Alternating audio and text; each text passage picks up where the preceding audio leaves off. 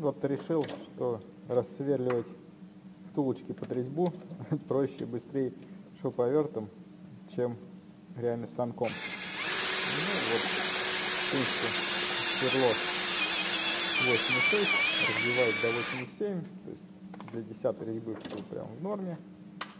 Но почему сразу не сверлил сверлом 8,6? Ну, просто